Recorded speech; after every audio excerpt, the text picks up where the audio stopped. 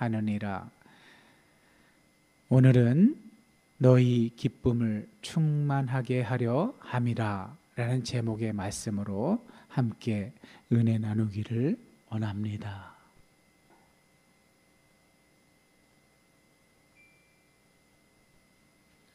한 주간도 평안하셨습니까? 네, 우리 온라인으로 참여하시는 가족 여러분도 평안하셨죠? 여러분은 지금 이 오프라인 공간이 상상이 안 가시죠? 제가 이 오프라인 공간에서 예배를 인도한 이래 처음으로 지금 회중이 한 사람도 없습니다. 말씀 전하는 저만 있습니다. 이런 경험을 처음 해보는 건데 확실히 어색하긴 하군요. 물론 코로나 시절에 코로나 시절에는 그렇게 하기도 했었죠. 자, 어쨌든 여러분, 날씨가 다시 추워졌는데 이제 곧 다시 또 회복한다고는 하는데 늘 건강 유의하시고 무엇보다도 이 땅에 살아가는 동안 제가 칼럼에서도 언젠가 소개해드렸던 것처럼 행복 전문가 서은국 교수님 말씀에 의하면 행복은 강도가 아니라 빈도랍니다. 빈도. 그러니까 뭐 어떤 커다란 쾌감을 깊이 느껴서 일회성으로 그친다든지, 그보다는 그 일본의 유명한 소설가 있죠. 그 사람은 예전부터 노벨상 후보에 있었지만 한 번도 노벨상을 타지는 못했는데, 그 사람이 처음 한 말이 있었어요. 소확행이라고. 소확행. 소소하지만 확실한 행복. 그런 것들은 우리 일상에서 얼마든지 경험할 수 있죠. 그렇습니다, 여러분. 신앙생활이 행복하길 원하는 그것은 신앙생활을 하도록 명령하신 하나님의 뜻입니다. 그러니 하나님은 우리 신앙인들이 신앙생활을 행복해 하길 원하고 계신 분입니다. 그러나 하나님은 늘 우리에게 인격적으로 다가오시기 때문에 그걸 강제하지 않을 뿐이죠. 우리가 가진 자유로 그걸 이뤄나가길 원하시죠. 그런데 우리 한번 잘 생각해 보아요. 저와 여러분, 각자의 신앙생활을 돌아보십시오. 행복하십니까? 우리에게서 드러나는 모습이, 그러니까 신앙생활하는 모습이 행복해 보이지 않는다면 과연 누가 도전을 받겠습니까? 가장 가까이에서는 나와 함께 많은 시간을 함께하는 가족들이 먼저 도전을 받지 않겠죠. 그리고 점점 그 바운더리를 확대하면 학교, 직장, 어떤 취미를 위한 동아리, 동호회 모임, 이런 시간을 함께 가지는 곳에서 내가 신앙인인 줄 아는데 신앙인으로서 행복해하지 않는 모습을 만약에 타인들에게 보여줄 수 없다면 아마 그들에게도 신앙의 어떤 동기가 생기는 것이 쉽진 않을 겁니다. 자, 오늘 이 말씀을 드리는 이유는 오늘 우리에게 주신 하나님의 말씀은 신앙생활이 기쁘다는 겁니다. 근데 그 기쁨의 근거가 우리 자신에게 있지 않고 예수님의 기쁨을 우리에게 줘서 그렇다는 겁니다. 아까 제목에서도 말씀드렸죠. 너희 이 모든 말을 이렇게 해주는 것은 너희 기쁨을 충만하게 하려 하는 것이다. 그렇게 말씀하셨잖아요. 자, 과연 그런지 오늘 한번 우리 함께 주께서 하신 말씀을 이렇게 함께 따라가 보아요. 제가 여러분 이렇게 자꾸 성경 본문 말씀을 띄워드리는 그 이유를 여러분이 아셔야만 합니다. 대한민국 교회 성도들, 목사님을 비롯해서 모든 신앙인들이 생각보다 성경 본문 말씀을 많이 알 것 같지만 그렇지 못하더라고요. 이유가 뭘까요? 해석해 준 것만 기억을 해요. 그것도 기억하기 좋게. 이거를 범주정보 탐닉 현상이라고 전문가가 그러더라고요. 주로 명사 형태. 이런 정보를 주면 알아듣기 좋고 또 기억하기 좋으니까 그런 걸 선호한답니다. 우리 대한민국 교회에서 설교가 그동안 그렇게 이루어졌죠. 주제 설교, 분석 설교, 명제 설교.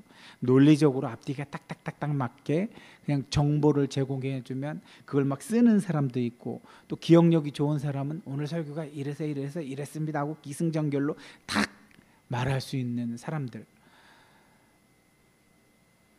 자, 설교에서 있었던 내용을 그렇게 잘 정리하는 것이 중요합니까?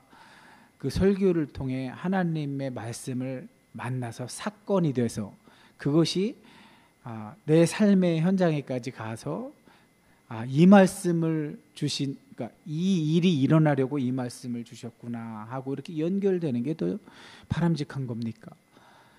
연결되는 거죠. 여러분, 제가 구약학을 전공하면서도 그 어려운 해석학으로 박사 논문을 쓰려다 보니까 지금 논문 쓰기 직전까지는 다 마쳤어요. 논문만 앞에 두고 있는데 너무 어려운 거예요. 그냥 라이센스를 받기 위한 논문이면 더 쉬운 길이 있었고 더 빨리 학위를 딸 수 있었는데,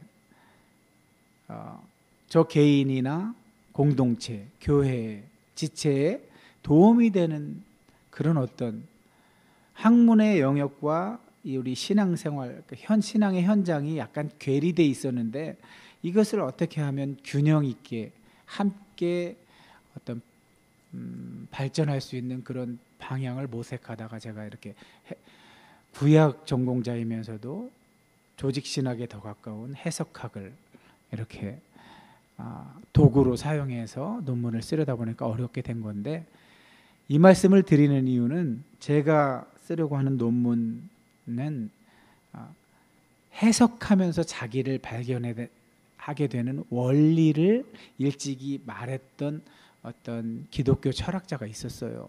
그분의 방법론을 가져와서 정말 저 자신에게도 임상실험을 해봤고, 또 논문에 그것을 어떻게 설득력 있게 그 논리를 전개하느냐, 이 싸움이 너무나 힘든 싸움이어서 이렇게 오래 걸리고 있습니다. 자, 뭐라고요? 제가 저렇게 본문을 자꾸만 여러분에게 기억시키려고 하는 이유가 뭐라고요? 예배 현장, 설교, 말씀이 선포되는 현장에서도 여러분이 기억해야 되는 건 저 본문 말씀이에요. 그날 예배 시간에, 설교 시간에 목사님이 해석해 준 건 그때에 한정되는 거예요. 저 본문 말씀이 여러분께 기억이 돼 있어야 목사님이 해석해 준 것만 정답이 아니에요. 여러분이 살다가 그 말씀이 기억나서 여러분이 삶에서 하나님의 어떤 말씀이 필요할 때, 말씀이 위기 때 내가 그 말씀으로 말씀이 있어야만 극복이 되는 상황에서 여러분이 기억한 그 본문 말씀이 여러분에게 도움이 되는 거예요. 그 본문 말씀을 여러분의 삶의 자리에서, 여러분이 처한 컨텍스트에서 해석하다가 그 위기를 벗어나는 거란 말이에요. 그래서 제가 자꾸 저렇게 여러분에게 성경 본문 말씀을 기억시키려고 하는 의도가 있으니까 꼭 좀 따라오셔서 말씀이 사건이 되는 경험을 꼭 좀 하시기 바랍니다.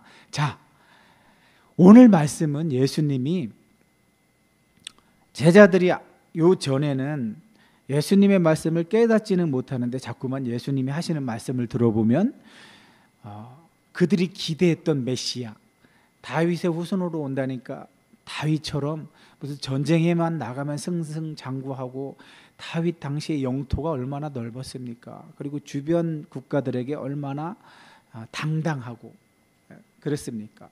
그런 거를 선호하고 그런 걸 기대했는데, 지금 예수님의 말씀은 그런 방향이 아니라 그냥 오히려 그 당시의 지배계층, 권력층에게 맥없이 죽음당하는 이런 형태의 사역을 말씀하시니까 제자들이 걱정이 말이 아니었죠. 제자들은 지금 예수님이 이제 메시아로 오셔서 왕으로 등극하면 어떻게 하면 내가 오른쪽에 앉을까 왼쪽에 앉을까 그 싸움을 싸우고 있는데 말입니다. 야고보와 요한이 먼저 그거를 제안을 하니까 예수님이 뭐라고 그랬어요? 그건 내 일이 아니다. 그거는 뭐 하나님이 어떻게 하실지 모르지만 너희는 내가 하는 지금 일을 잘 보아뒀다가 이걸 따라해야 된다 하고, 야고보와 요한이 그런 욕심을 부리자 나머지 제자들이 또 화를 내죠. 야고보 요한한테. 이처럼 제자들은 딴 생각을 하고 있는 거예요. 그런데 예수님이 진실을 말하니까 걱정 근심하고 있던 제자들을 예수님이 위로하는 게 지난주 본문이었죠. 위로하면서 빌립의 질문에도 대답을 하고, 도마의 질문에 대답하고, 빌립의 질문에 대답하고, 또 가룟인이 아닌 유다의 질문에도 대답해 주시면서 마지막에 뭐라고 하셔? 평안을 끼친다고 하죠. 이제 걱정 근심 그만하고 이제 평안해, 내 평안을 줄게 하고 평안을 제자들에게 주고, 오늘은 기쁨, 기쁨. 내가 했던 일을 너희들이 감당하게 될 텐데 그걸 기쁨으로 감당하게 하기 위해서 예수님이 자기 기쁨을 그들에게 주신다는 그런 말씀입니다.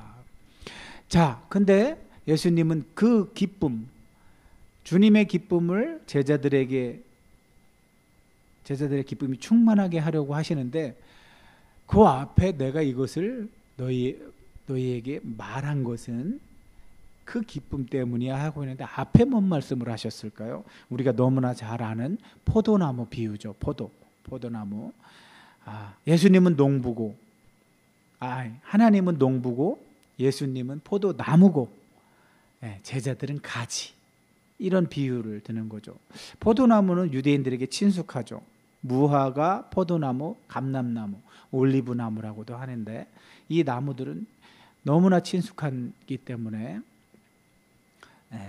뭐 제자들도 금방 알아듣죠. 그런 비유를 한다면. 또 하나, 이제 예언서들, 구약의 예언서들에는 우리가 제일 처음 제가 예원교회 와서 앞으로 목회 방향성에 대해서 말씀드릴 때 디모데후서 3장 16절을 말씀드렸잖아요. 모든 성경은 하나님의 감동으로 된 것으로 교훈과 책망과 바르게 함과 의로 교육하기에 유익하니 이는 하나님의 사람으로 온전하게 하며 모든 선한 일을 행할 능력을 갖추게 하려 함이라. 거기서 성경은 구약 성경을 말하는 거였죠. 구약 성경, 교훈, 책망, 바르게 함과 의로 교육하기에 유익함. 여기서 교훈은 가르침, 토라를 얘기하는 거고, 창출 레민신. 그리고 책망은 예언서. 예언서는 책망이 주로 많죠. 이스라엘이 자꾸만 하나님의 뜻을 저버리고 우상을 섬기니까 책망, 선지자들을 보내서 책망을 하는, 그래서 책망. 바르게 하여 의로 교육하는 거는 성문서들이죠.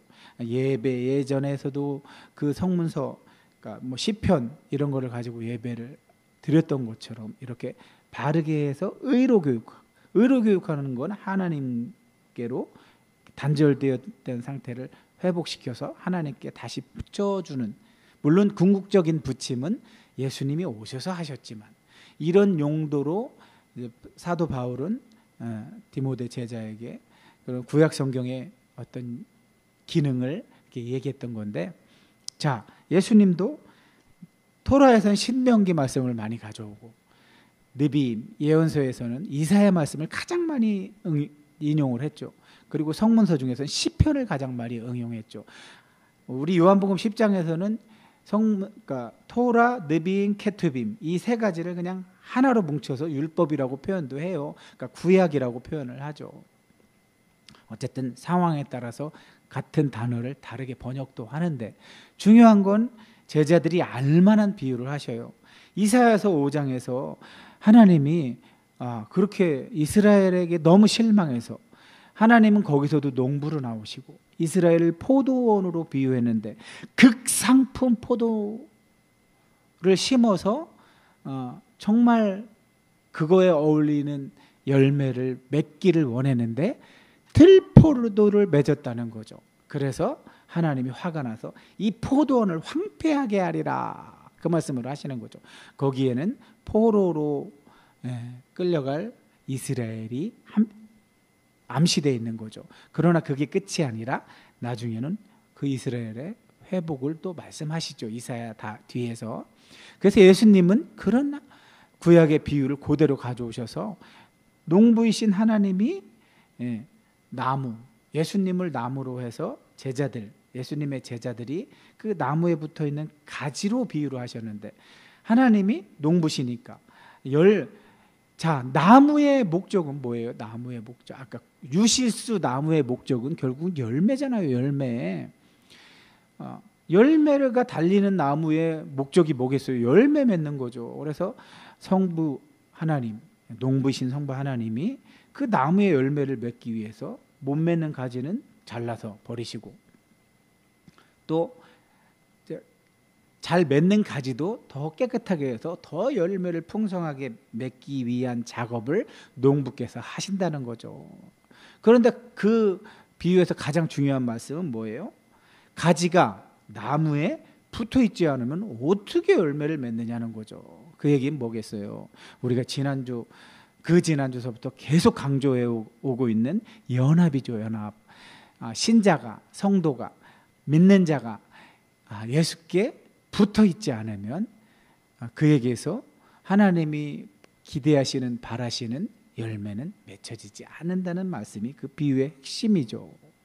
그러고 나서 어떤 말씀을 하셨는데 그 말을 한 이유는 너희에게 기쁨이 충만하게 하려고 한 거다라는 거예요. 그럼 그 말씀은 뭘까요? 자, 이 말씀입니다. 너희가 내 안에 거하고 내 말이 너희 안에 거하면 무엇이든지 원하는 대로 구하라는 겁니다. 그러면 이루어주신다는 겁니다. 조건이 뭐라고요? 우리가 예수님 안에 거한다는 거, 연합된 걸 말하는 거죠. 또 예수님의 말이 우리 안에 있으면, 그러니까 제자들은 예수님 3년 넘게 예수님의 말씀을 계속 들었으니까 있을 수밖에 없죠. 또 오늘 우리는 예배 때마다 선포되는 말씀으로도 들었고 성경 공부로도 들었고 큐티 나눔으로도 들었고 여러 경로로 예수님의 말씀을 들어서 우리 안에 와 있죠. 그 상태에서는 뭐든지 구하래요. 그러니까 기도를 도깨비 방망이로 보면 안 된다는 거죠. 오늘 말씀에 의하면 우리의 기도의 근거, 기도의 내용의 근거가 되는 건 뭐라고요? 예수님이 주신 말씀이 근거가 돼서 기도해야 되는 거예요. 그래야만 하나님이 원하시는 열매를 맺는다는 거죠. 그래서 다음 말씀이 뭐예요? 이 제자들이 그 열매, 하나님이 원하시는 열매를 많이 맺으면 아버지께서 영광 받으시고 그때야 비로소 너희가 내 제자가 된다는 거예요. 사람들도 그 열매를 맺어야 저 사람 예수의 제자인가 보다 그렇게 말한다는 거죠. 그러고 나서 두 말씀을 더 하시는데, 자, 그 연합된 상태가 어떤 상태인지를 설명하고 계신 거예요. 아버지께서 나를 사랑한 것 같이 나도 너희를 사랑했으니까 내 사랑 안에 있어라. 연합되어 있으면 예수님의 사랑 안에 사는 거래요. 예수님과 연합되어 있으면. 그러고 나서 한 말씀을 더 하십니다. 내가 아버지의 계명을 지켜, 아버지가 시키는 걸 해서 아버지 사랑 안에 있는 것처럼, 아버지와 연합되어 있는 것처럼 너희도 내가 시키는 걸 하면 내 사랑으로 연합되어 있단다. 그 말씀을 하시는 거예요. 이 말씀을 얘기하는 이유가 너희한테 내 기쁨을 줘서 내 기쁨이 너희에게 충만하게 하려고 함이라라는 말씀을 하신 거예요. 그러니까 오늘 주시는 말씀의 목적은 뭐예요? 기쁘게 만들려고, 다른 말로 하면 행복하게 쾌감 호르몬이 나오게, 세로토닌, 도파민이 나오게 하려고 이런 말씀을 주셨다는 거예요. 그러면서 한 번 더 강조하세요. 열매가 뭔지를 지금 하나님이 원하시는 열매, 예수님이라는 나무에서 맺히는 열매가 뭔지를 이제 곧 말씀하고 계신데, 자, 예수님의 계명은 사랑이래요. 사랑. 하나님이 하나뿐인 독생자를, 그러니까 하나뿐인 아들을 십자가에 매달아서 그가 죽어서 부활 승천하는 방법으로 인류를 사랑한 것처럼 인류, 사람 너희끼리도 사랑하라는 건데, 저게 가장 먼저 해당되는 사람들은 누구예요? 제자. 제자들한테 자꾸 왜 저렇게 서로 사랑하라는 말씀을 반복하고 계신 걸까요? 제자들이 지금 사랑 못하고 있는 거죠. 지금 제자들은 아직도 깨닫지 못하고 자기들이 기대하는 메시아가 있었는데, 예수님은 그런 메시아가 아닌 것 같아서 벌써 한 사람은 가지치기를 당했죠. 유다. 농부가 가지치기를 해버렸어요. 불에 던져지겠죠. 자, 근데 나머지 11 제자들도 그럼 뭐 서로 화합하고 사랑하느냐? 그렇지 않은 거죠. 서로 자리를 탐하고 내가 잘났니? 네가 잘났니? 그러고 있는 거죠. 그러니 저렇게 계속 그런 상태에서는 예수님에게 바통을 받아서 예수님이 하신 일을 할 수가 없으니까 자꾸만 저 사랑하라고 말씀하고 계신 거예요. 그러면서 예수님이 오늘 충격적인 말씀을 하십니다. 사람이 친구를 위해서 자기 목숨을 버리면 그보다 더 큰 사랑이 없다는 거죠. 어떻습니까? 저 말씀이 여러분의 마음에 와 닿습니까? 제가 지난주입니까? 그 전주입니까? 그 지난주죠, 지난주. 사랑에 대해서 말씀을 드렸잖아요. 사랑. 그러니까 부모가 자식을 사랑하는 거, 거긴 목숨 버리는 사랑이 되죠. 그죠? 모든 부모는 자기 자식을 구하기 위해서라면 자기 목숨 버릴 수 있어요. 그런데 이걸 우린 내리사랑이라고 하죠. 근데 내리사랑만 있지는 않죠. 그죠?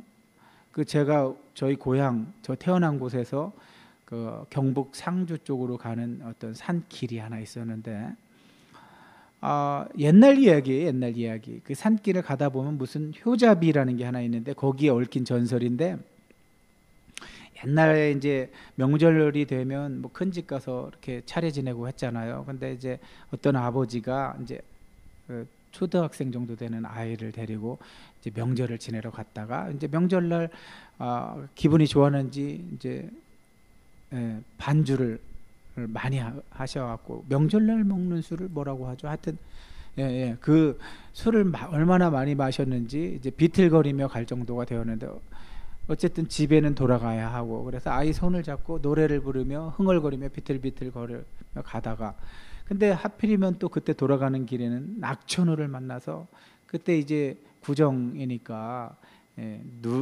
눈이 많이 왔다는 겁니다. 막 눈보라가 치고 기온은 갑자기 내려가고, 그래 이제 이 아버지가 술이 취해서 제대로 균형도 못 잡고 하다가 넘어졌나 봐요. 그래서 아버지가 넘어져서 이제 일어나야 되는데 일어나질 못하는 거예요. 그래서 아이가 막 팔을 잡고 일으키려 해도 못 일어나고, 뭐 기절을 한 건지 술이 취해서 그런 건지 그 자리에서 그냥 꿈쩍도 안 하더라는 겁니다. 그래서 아이가 막 도와달라고 소리치고 뭐 이런저런 자기 할 수 있는 최선을 다 해보지만 악천후 속에서 행인들을 만날 수도 없고, 그렇게 하다가 결국은 두 사람 다 죽고 말하는데, 나중에 시간이 흐른 후에 지나가던 사람이 그 두 시체를 보았는데 참 특이한 모습을 하고 있더래요.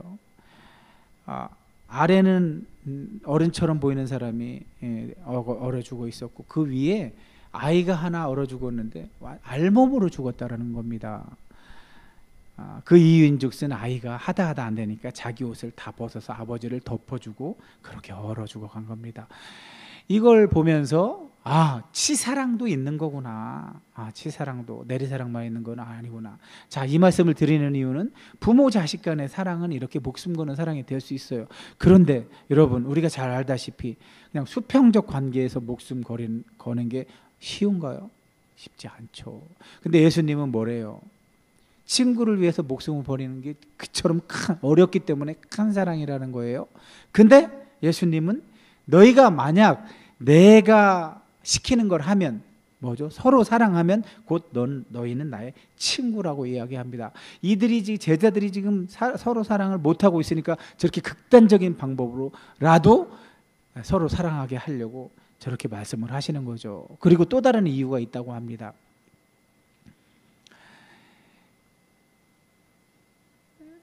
원래 주종 관계였죠. 예수님과 제자들은. 예수님이 주님이라고도 제자들이 부르잖아요.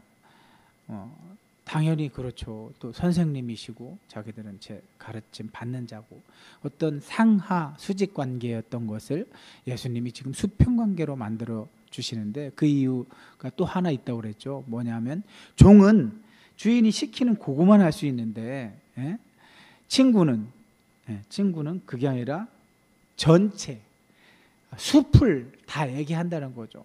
종은 나무만 알리고 그 나무의 범주 안에서만 종이 자기 일을 수행한다면, 친구는 전체적인 걸 다 알게 되고 그것을 수행해 나간다는 거죠. 그게 바로 아버지께 들은 것을 다, 진짜잖아요. 공생의 기간 동안 예수님이 다 말씀하셨잖아요. 왜 말씀하시는 거예요? 그 말씀을 근거로 제자들이 사역을 해야 되니까요. 자, 그러면서 하시는 말씀이, 그런 걸 친구 삼아주고 서로 사랑하게 하고 이렇게 하는 이유가 다 뭐래요? 열매를 맺게 하는데, 가서 열매를 맺게 하고 또 열매가 항상 있게 하려고 그렇게 말씀하시는 거랍니다. 그리고 기도해서 아버지께 구하는 건 다 받게 하려고 저 말씀을 하신 겁니다. 그러면서 다시 한번 예수님이 원하는 것, 예수님이 예전에 두 계명을 한 계명으로 합쳐주셨죠. 너희로 서로 사랑하게 하려고. 서로 사랑해야만 하나님이 원하시는, 예수님을 통해 맺는 그 열매를 맺기 때문에 이 말씀을 해주시는 겁니다. 자, 전반부를 정리하자면, 예수님은 지금 포도나무, 이 제자들이나 유대인들이 너무나 잘 아는 그런 포도나무 비유를 통해서 하나님이 예수님을 보내셔서 하게 하신 그 일이 있죠. 그것이 열매인데, 열매를 맺을 수 있는 도구로서, 수단으로서 아주 중요한 걸 하나 말씀하시는데, 그게 바로 뭐래요? 서로 사랑하는 거랍니다. 서로 사랑할 때 보내어진 일을 이룰 수 있다는 겁니다. 그게 모델이 뭐였어요? 예수님이죠. 예수님과 성자 예수님과 성부 하나님이 서로 사랑했기 때문에, 서로 연합되어 계신 속에서 사랑 안에 거했기 때문에 보내어진 일을 예수님이 지금 이루고 계시죠. 마지막 하나 이룰 게 더 있죠. 십자가의 죽음. 그것만 이루면 다 이루시는 거죠. 그래서 십자가상에서 다 이루었다 하고 돌아가시잖아요. 자, 이것처럼 제자들이 하나님이 보낸 일을 이루려면 어떻게 해야 돼요? 예수님과 연합된 채로, 예수님의 사랑이 자기들 안에 머무르게 해서 그 힘으로 예수님이 또 보내죠. 제자들을 뭐하러 보내요? 예수님이 했던 그 일하라고 보낼 때 그 일의 도구가 되는 게 뭐라고요? 사랑의 힘이라는 거죠. 사랑의 힘. 그래서 사랑의 힘으로 그 열매, 예수님이 했던 일을 하게 되는 것, 이 얘기를 왜 하셨다고요? 너희 기쁘라고, 행복하라고, 기쁘게 그 일을 감당하라고 이 일을 하셨다는 겁니다. 그래서 제목이 너희 기쁨이 충만하게 하려 함이라가 되는 겁니다. 그런데 이대로 끝나면 얼마나 좋아요. 희망적이고. 근데 놀랍게도 뒤에 이런 말씀이 나옵니다. 미워한대요. 미워. 그러니까 성부 하나님이 성자 예수님을 세상으로 파송하셨잖아요. 왜? 세상을 구원하려고. 그죠? 세상을 구원하려고 세상으로 파송하셨는데, 예수님이 그 세상에서 무엇을 하셨죠? 하나님 나라를 소개했죠. 세상에. 근데 그 일을 세상 사람들이 순순히 보고 믿었습니까? 수용했습니까? 아니었죠. 미워했죠. 근데 같은 일을 제자들도 하게 될 텐데 제자들이 그 일을 하면 세상이 너희도 미워한다는 거예요. 나도 미워했는데 너희 미워하지 않겠느냐. 너희가 만약에 세상이 원하는 것을 했으면 세상이 너희 안 미워했을 거야. 사랑했을 거야. 왜? 너희가 세상에 속했다고 생각을 하니까. 그러나 너희는 세상에 속하지 않고 내가 택했잖아. 내가 택했다는 의미는 뭐야? 너희는 세상에 지금 비록 살지만 세상 소속이 아니라 하늘 소속이란 뜻이란다. 그래서 세상은 너희를 미워하게 되어 있단다. 자, 종이 주인보다 크지 못하다 한 말을 저 말씀을 왜 하시는 거죠? 주인이 당한 거를 종도 당한다는 걸 말하기 위해서 저 말씀을 하신 거예요. 자, 미워하면서 뭐까지 한대요? 박해한다는 거예요. 엄청난 박해를 당했죠. 무릇 경건하게 살고자 하는 자는 박해를 당할 것이라고 다른 성경에서도 말하잖아요. 맞잖아요. 예수님도 엄청난 박해를 당하였잖아요. 박해의 정점은 뭐예요? 십자가 죽음이죠. 십자가에 죽이기까지 박해를 했죠. 예수님은 그걸 지금 말씀하시는 거예요. 내가 이렇게 박해를 받는데 너희들이라고 별 수 있겠냐? 너희들도 박해를 받을 것이다. 그렇지만 비록 소수지만 내 말을 지키는 사람들은 너희 말도 지킬 거란다. 소수에 수용하는 사람들이 있으니까 저 말씀도 하신 거겠죠. 사람들이 이렇게 하는 이유는 그들이 말로는 하나님을 알고 하나님께 예배하고 하나님의 선택된 백성이라고 하지만 실제로는 하나님을 모르는 거란다. 내가 만약에 와서 진실을 말하지 않았다라면 저 사람들은 계속해서 자기들이 안다고 생각하고 계속 저런 짓을 할 거다. 저런 짓을 예수님은 뭐라고 말씀하셔요?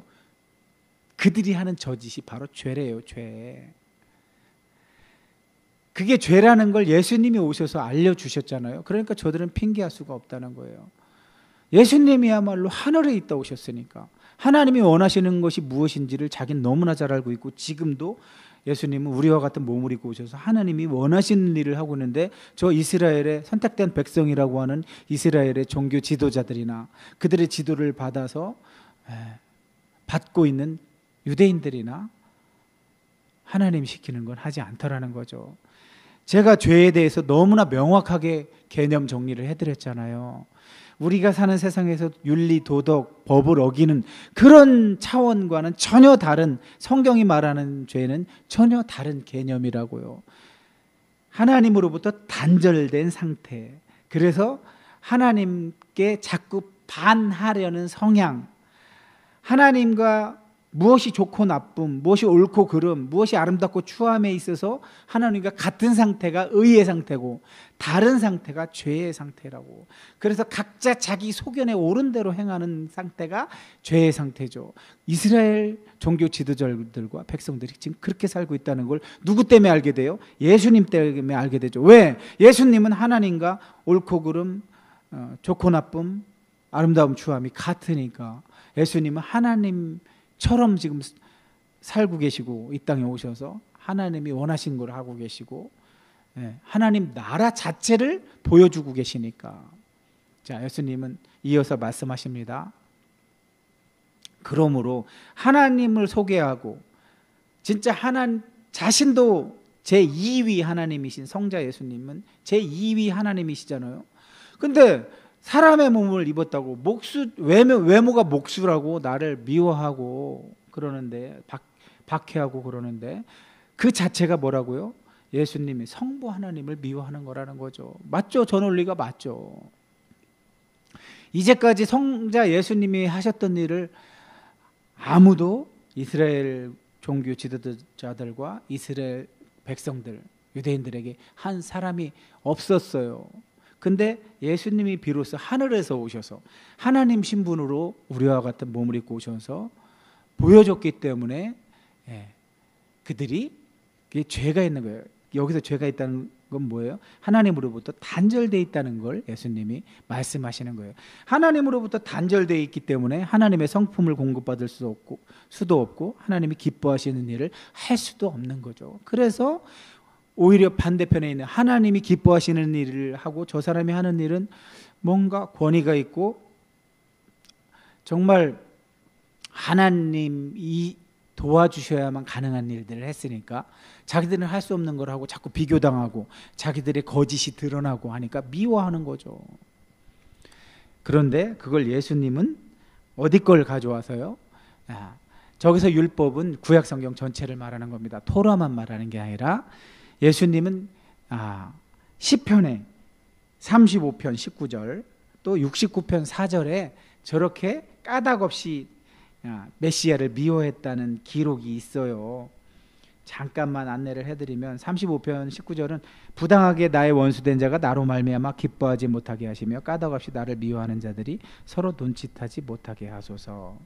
69편 4절은 까닭 없이 나를 미워하는 자가 나의 머리털보다 많고 부당하게 나의 원수가 되어 나를 끊으려 하는 자가 강하였으니 내가 빼앗지 아니한 것도 물어주게 되었나이다. 바로 이것입니다. 이렇게 구약에 있는 말씀, 시편에 있는 말씀이 응하게 하려고 지금 저들이 저렇게 한다는 거죠. 이렇게 보면 예정론 같죠, 마치. 그죠?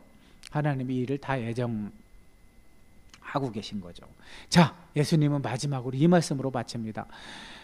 자, 저렇게 아버지, 성령, 예수님이 다 나와요.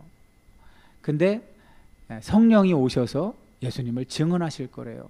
사실 약 1000여 년 전에 동방교회와 서방교회가 최초로 교회의 분리 사건인데 저 구절 때문에 분리가 됐어요.